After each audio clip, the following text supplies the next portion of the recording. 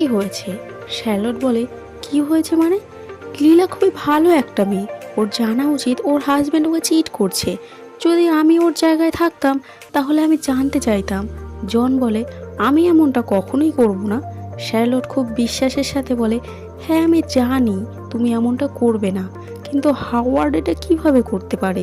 ওকে দেখে কত সাদাসিধে মনে হয়। জন বলে, হানি, আমাদের এই ব্যাপারটা মাথা ঘামানোর কোনো দরকার নেই। শ্যার্লট কিছু একটা বলতে যাচ্ছিল। জন শ্যার্লটকে চুপ করিয়ে বলে, প্রমিস করো তুমি যে তুমি ওদের ব্যাপারে কোনো নাক গলাবে না, আর তুমি এইরকম মহিলা হবে না যারা পাড়ার মধ্যে চুগলি করে বেড়ায়। প্রমিস করো তুমি আমাকে। শ্যার্লটের এমন প্রমিস করার কোনো ইচ্ছে ছিল না, কিন্তু তাও খুব হালকাভাবে বলে, ঠিক আছে। শ্যার্লট বলে, তাহলে এবার কি তুমি খুশি? জন একটু রোমান্টিক হতে চায়, বলে, না, আমাকে খুশি করে দাও। শ্যার্লট সেমন পাত্তা না দিয়ে বলে, তুমি এখনো পর্যন্ত ব্রাশ করনি। জন বলে, ঠিক আছে, আমি ব্রাশ করে আসছি, তারপরই।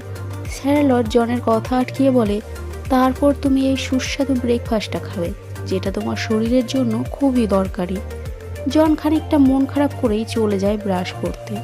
শ্যার্লট নিজেকে আটকে রাখতে না পেরে কিছুদিন পর লীলার বাড়িতে চলে যায়। গিয়ে বলে, হাই লীলা, আমরা একে অপরের এত দিন ধরে প্রতিবেশী, কিন্তু এখনও সেমনভাবে আলাপ করার সুযোগই হয়ে ওঠেনি, তাই চলে আসলাম।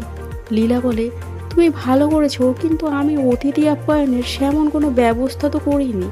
শ্যার্লট নিজে থেকেই ঘরের ভেতরে ঢুকতে ঢুকতে বলে, আরে তার কোনো দরকার নেই, আমি বেশিক্ষণ এখানে থাকবো না। শ্যার্লট লীলার ঘরের জিনিসপত্র যেমন সোফা কুশানের ডিজাইন দেখে বলে, এটা কত সুন্দর, একদম অন্য রকমের।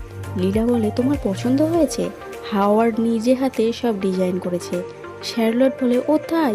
কিন্তু ও কোথায়, বাড়িতেই আছে নাকি? লীলা বলে, হ্যাঁ বাড়িতেই আছে, এবং হাওয়ার্ডকে ডাকে।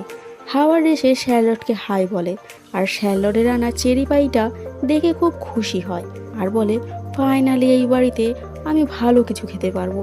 এটা শুনে লীলা বলে, বেবি, তোমার আমার বানানো খাবার ভালো লাগে না? হাওয়ার্ড বলে, এটা তুমি কি বলছো? মাইক্রোওয়েভে তুমি যা বানাও সেটা অসাধারণ সুস্বাদু হয়। শ্যার্লট লীলা ও হাওয়ার্ডের কথাবার্তা শুনে খুবই অদ্ভুত ফিল করছিল। এরপর লীলাকে বলে, আমি কি একটু জল পেতে পারি? লীলাও ব্যাপারটা বুঝতে পারে যে শ্যার্লট অনেকক্ষণ এসেছে এবং তাকে চা বা কফি কিছুই দেওয়া হয়নি, তাই লীলা এবার জিজ্ঞেস করে, কি নেবে বলো, চা না কফি? শ্যার্লট বলে, চা, কিন্তু লীলা নিজে থেকেই কফি আনতে চলে যায়। লীলা চলে যাওয়ার পর হাওয়ার্ডকে শ্যার্লট আস্তে আস্তে বলে, আমি সব কিছু জানি। হাওয়ার্ড কিছু বুঝতে না